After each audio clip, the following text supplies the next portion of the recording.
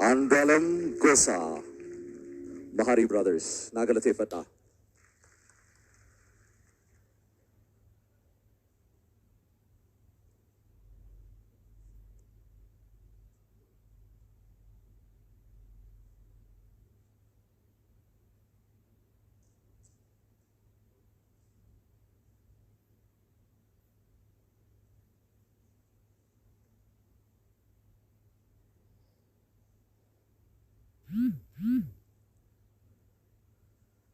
Andalam Gosa, Radivia, Nagalate Fata, Mahari Brothers. Aceh Surita kaya adanu, Godera, Andi Galaton.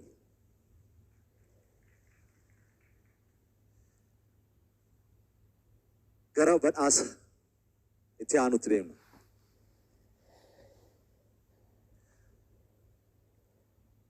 But as Itianu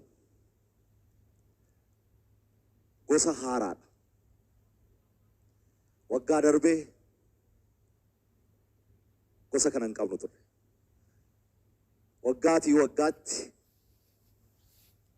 fooyyessaa dabalaa bareechaa deemna isinitti tola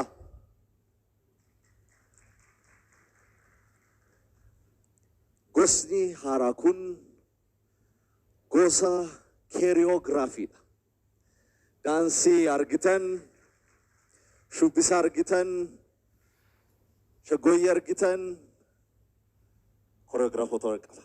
Viidiyoon afi yommuu argitan akkasumatti akkamatti dhagahamee shubbisan miti. Artii ofiisaatii qaba. Saayinsii ofiisaatii qaba. Ijoolleen kanarratti hojjechaa kanarratti of guddisanii artii Oromoo immoo akkas guddisaa jiraniif Kawaji, dirqii dhabni ree. Gosa kana choreography, gosa choreography-tiin kan nuuf badhaasu or kan nuuf badhaastu eenyudha? Godina Shawaa Bahaa magaala Mojootti dhalatte barnoota ishee achumatti eegaltee xumurte. Bara 1998 shubbisaan miseensa baandii biiftuu Oromiyaa taatee shubbisuu eegalte. Viidiyoo kilippii weellisaa Kaasahuun Shoolee bara 1999 jalqaba shubbisaan jalqabde. Kilippiilee 200 ol hojjettee jirti. Waltajjiilee biyya alaa akka biyya Naayijeeriyaa, Turkii fi Sudaan dabalatee waltajjiiwwan 200 ol ta'an irratti agarsiisa shubbisaa dhiyeessitees jirti. Leenjii shubbisuu dabalatee yeroo entertainment jedhamu barattoota ganna biliisa leenjisuu malee sagantaalee televezyiinii ETV3 Daankiraa jedhamu irratti waggaa 5 ol shubbisa aadaa Oromoo ummata ishii barsiisaa turte. Eenyu isheen? Ogeessa koreograafii Tigist Fantee. Tigist Fantee. Amileedhaan kabajaan garasii nageeggeessaa.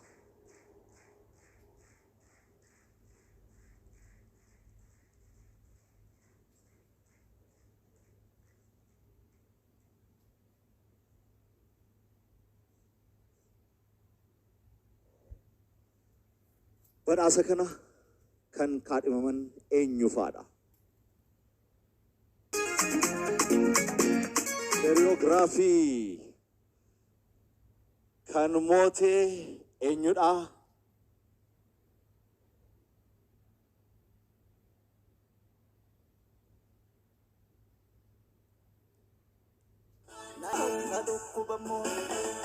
Shimallis Tulluu Hamilee Titinaata.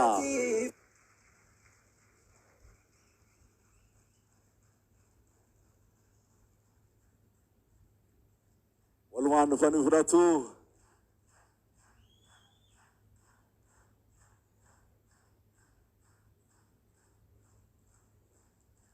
Bakka gammadan Shimallisiif Tulluu.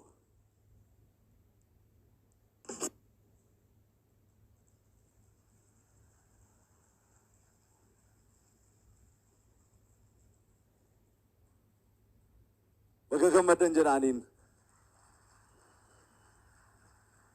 Tigistiinis naa galateeffadha. Shimallisiif Tulluun gosa haaraa kanaan warra jalqabaa ta'aniiru. Badhaasa birrii 50,000 wajjiniin badhaafamanii irra deebi'aa bakka gammadan jedhaaniin.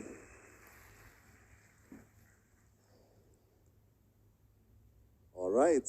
Gaariin jalqabne mini. Sinitti tole. All right. Itti fufna kaa. We will continue. The first category that we gave an award for was the choreography. And this was the first time. And as you've seen, these two young people have won the first category for the first time on the second Hachalu Hundesa Award. Congratulations. Amamo Gosa Kulala Video Chima Wagakana, Best Editor of the Year, awarded Fulna. Enyutu Badhaasa kana nuulaat.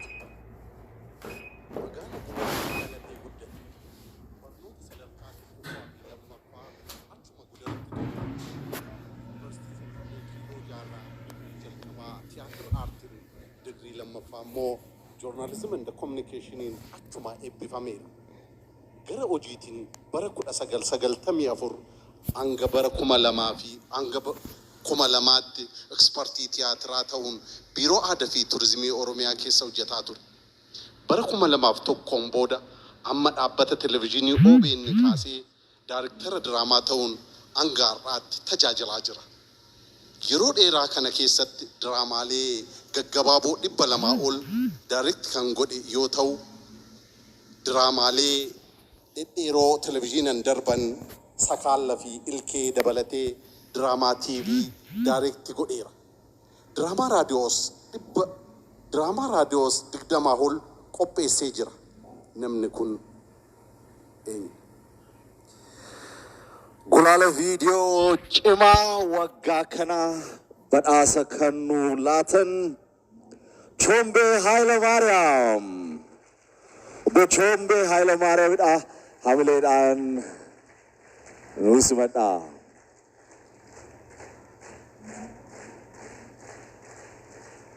Egaa editoroota yeroo baay'ee fuulduratti hin arginu garuu hojii hedduu cimaa kan hojjetanidha. Galatoma. Kan waggaa kana Gulala Video Chima eenyufaatu kaadhimame eenyutu mo'e?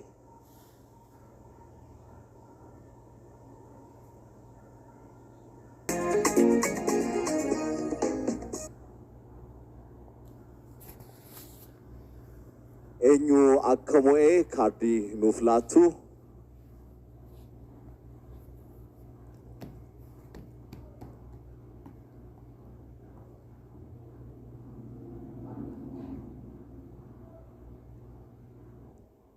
ሽመልስ አለሙ ፊ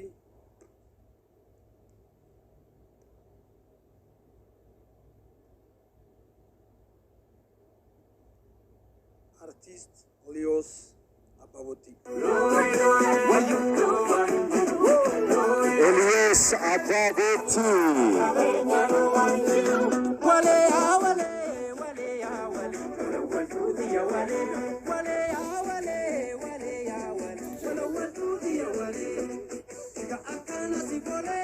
በክብያ ሳቲም ፍሮቻይራ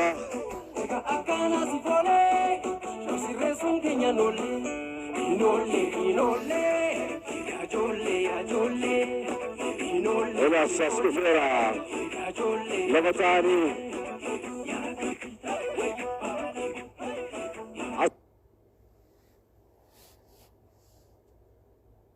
አስማን በገገመቴ ቻሌንጅራ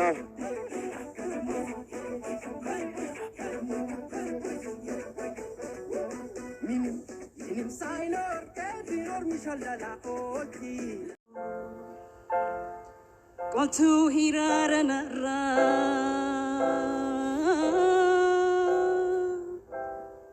Kucha jireenya kooti abbaa dhugaadhaaf karra Kucha jireenya kooti ati abbaa dhugaadhaaf karra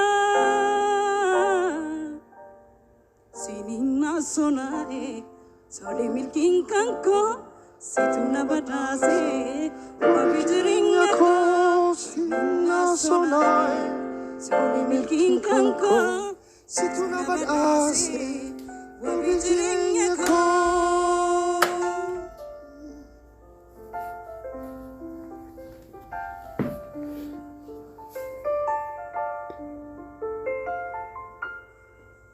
Guyaan gurraate ifa jilakfatu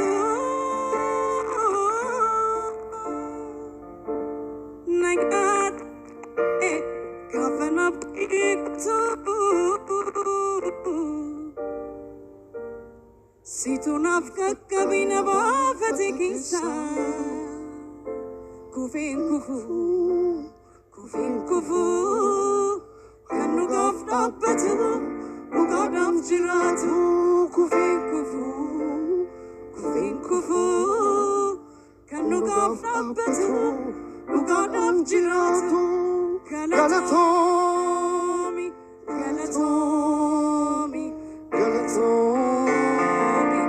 abawabi galatomi abawabi galatomi